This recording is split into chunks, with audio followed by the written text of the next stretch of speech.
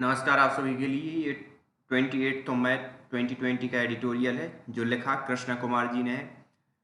तो चलिए स्टार्ट करते हैं। इनके टाइटल की बात करें तो a movement to trust the teacher. हाँ, और एक और बात, अगर आपने अभी तक चैनल को सब्सक्राइब नहीं किया है तो please to subscribe. A movement to trust the teacher इनका ये टाइटल है। अब ये इनका कि ये जो समय है वो किस पे विश्वास करने का है, टीचर पे विश्वास करने का है, किस रिगार्डिंग विश्वास करने का है, वो आगे हम देखते हैं कि एडिटोरियल में कि ये क्या कह रहे हैं। The public examination in the middle of the novel coronavirus pandemic is hard to imagine.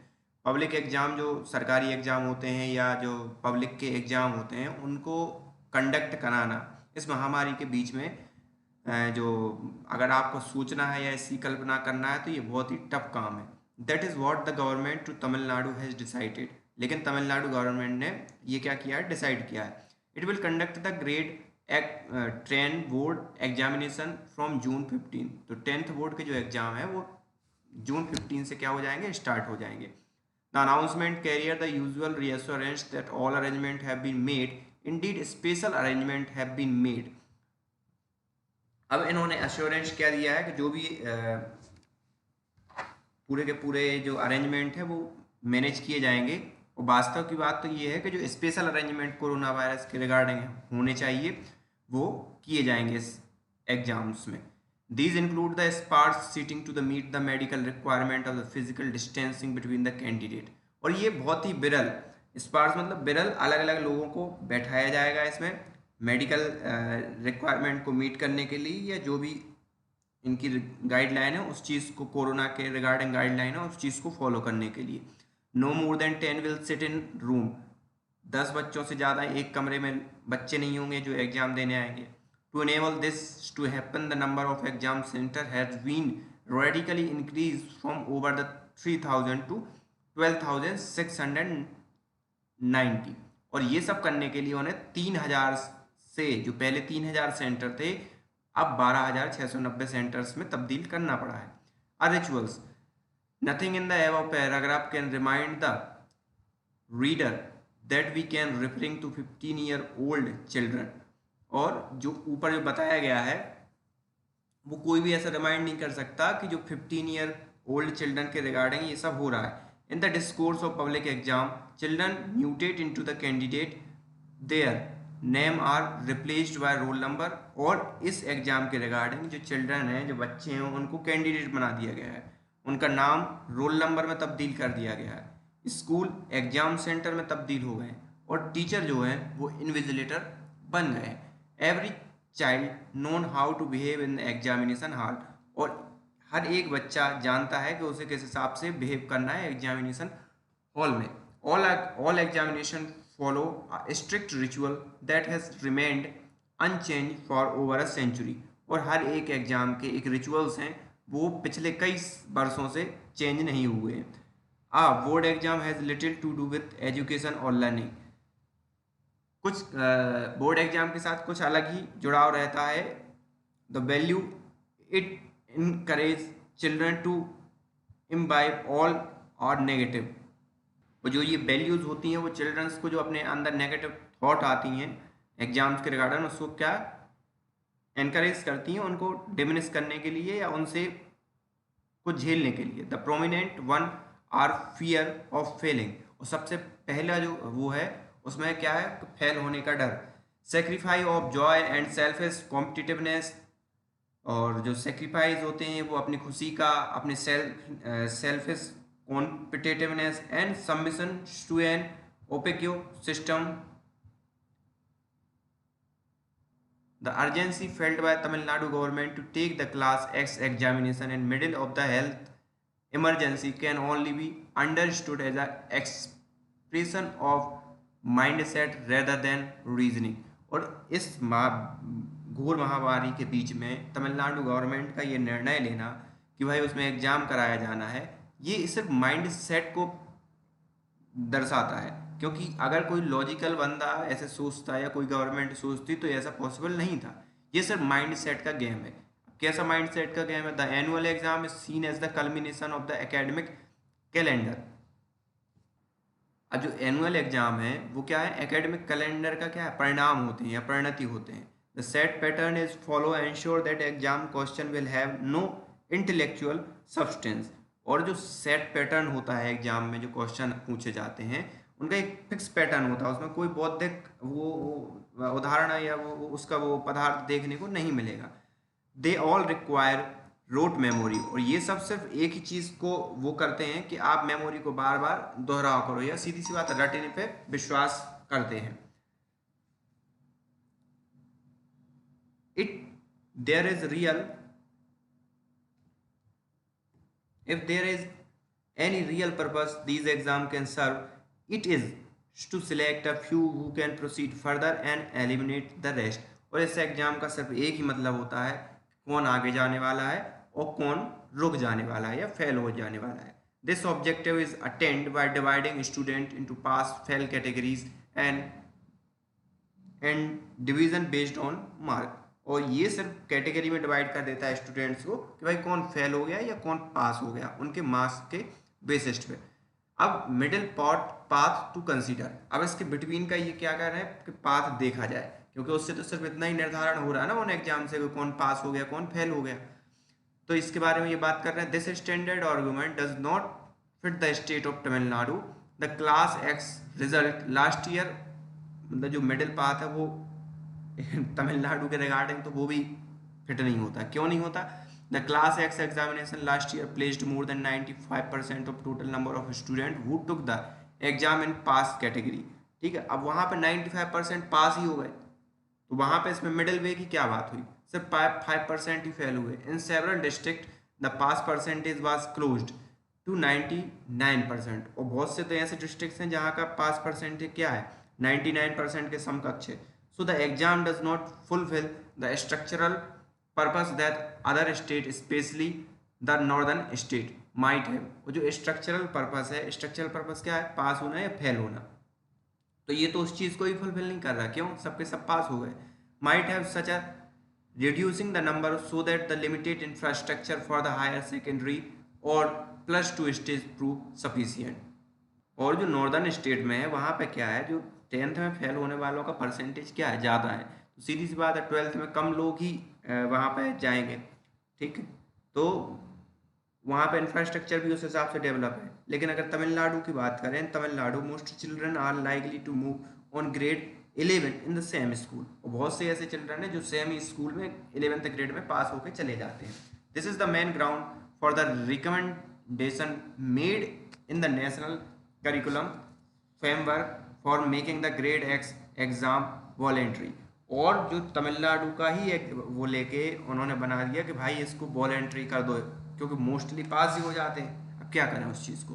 This is the middle path that Tamil Nadu government can consider the this summer. और ये जो है तमिलनाडु, कम से कम तमिलनाडु गवर्नमेंट तो क्या कर सकती है इस समर में या इस कंडीशन में इस चीज़ को क्या कर सकती है? फॉलो कर सकती है। whenever school reopen, children who want to take the board exam can do so, other can carry on the next grade। और उस समय जब भी स्कूल खुलेंगी तो जो बच्चे चाहते हैं भैया कि एग्जाम देना है तो वो दे देंगे, नहीं तो उनको तो अगली ग्रेड में पास कर ही दिया जाएगा, कोई ऐसी दिक्कत नहीं। कम से कम इस कॉन्टेक्स्ट में तमिलनाडु गवर्नमेंट को फॉलो अप कर लेना चाहिए, क्योंकि वहाँ पर 95% तो बच्चे वैसे ही पास हो जाते हैं।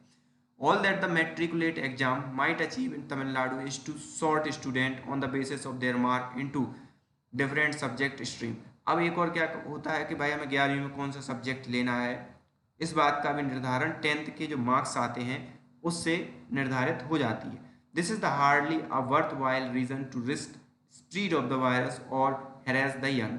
अब ये एक बहुत बड़ा बुरी बात है कि आप सिर्फ इसलिए स्कूल लाने की सोच रहे हो कि आपको सब्जेक्ट सेलेक्ट करने में मदद मिले। तो इस हिसाब से अगर देखा जाए तो हमारी जो यंग लाइफ है उसको आप खतरे में ही डाल रहे हो या उसको रिस्क में डाल रहे हो। It is the matter of believe that mark attend in grade X exam are reasonable basis of the judging who should study और व्हाट।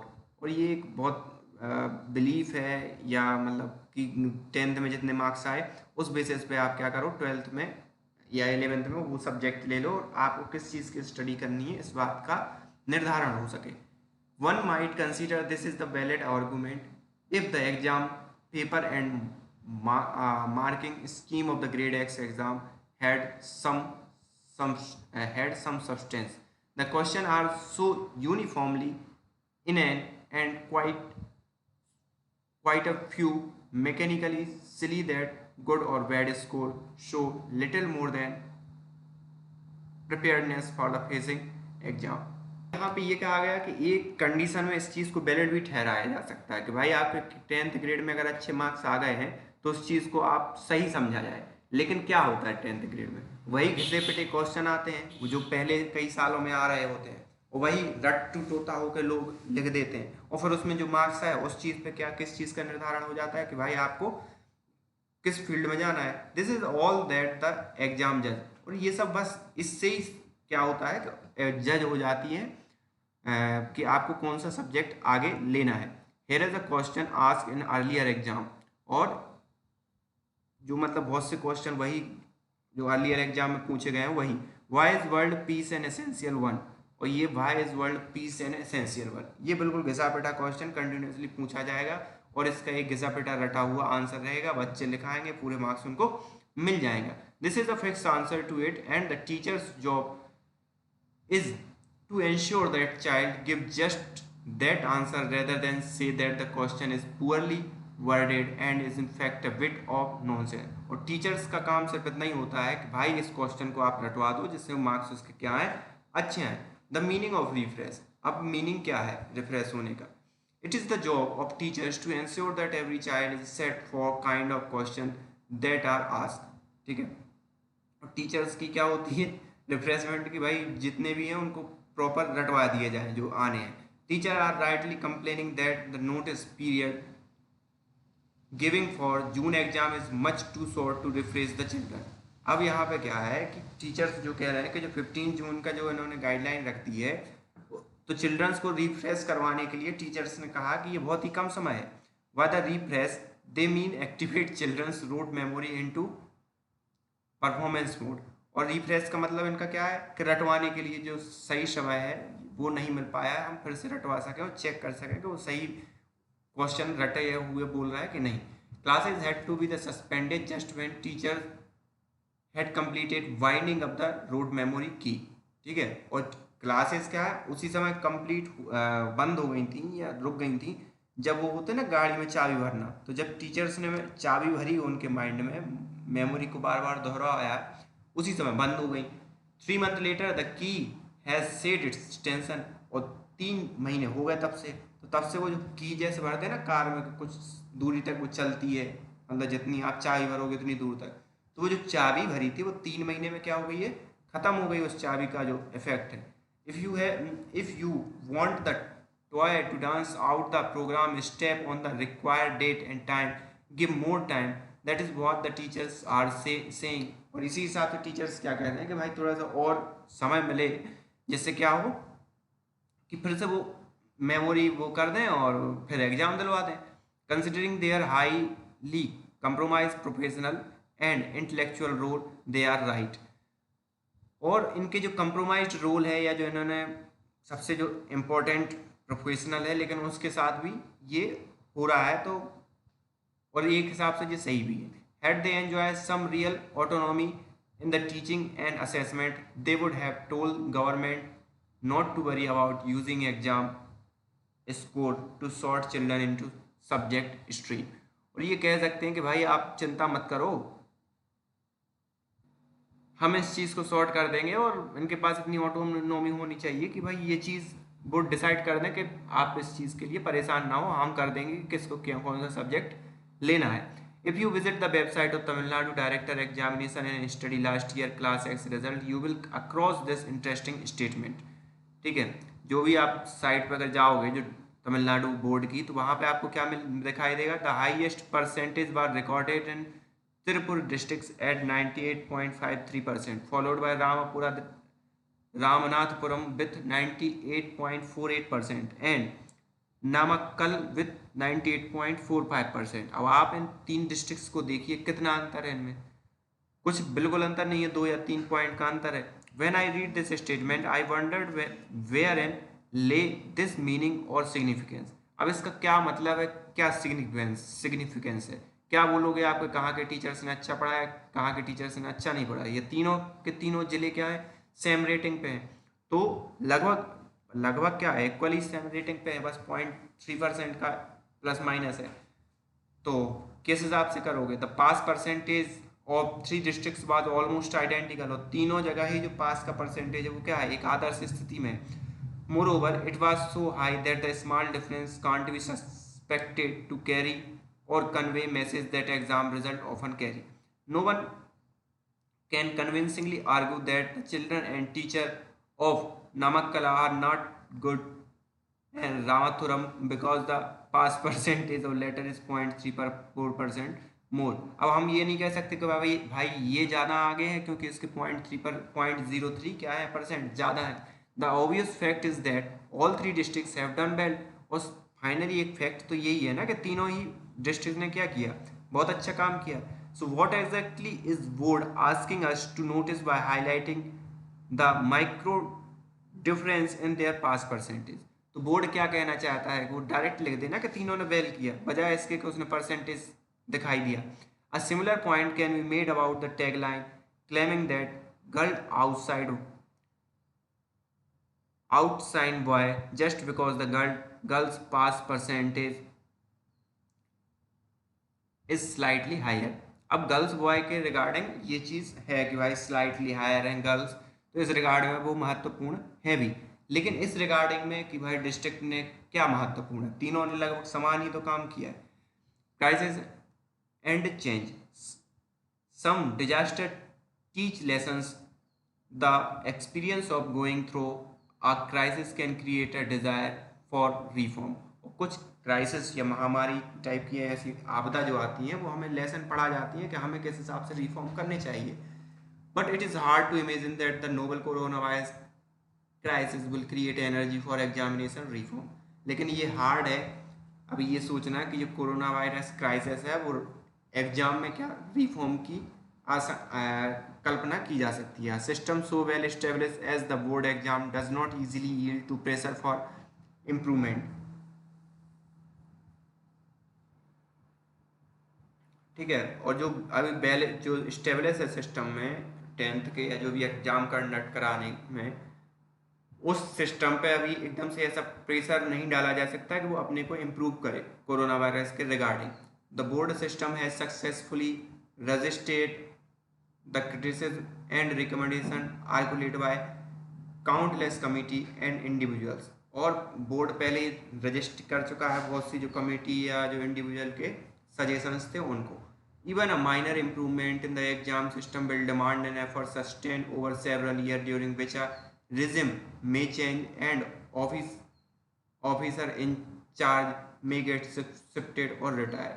और ये चेंज करने के लिए, छोटा सा भी चेंज करने के लिए बहुत समय की ज़रूरत है।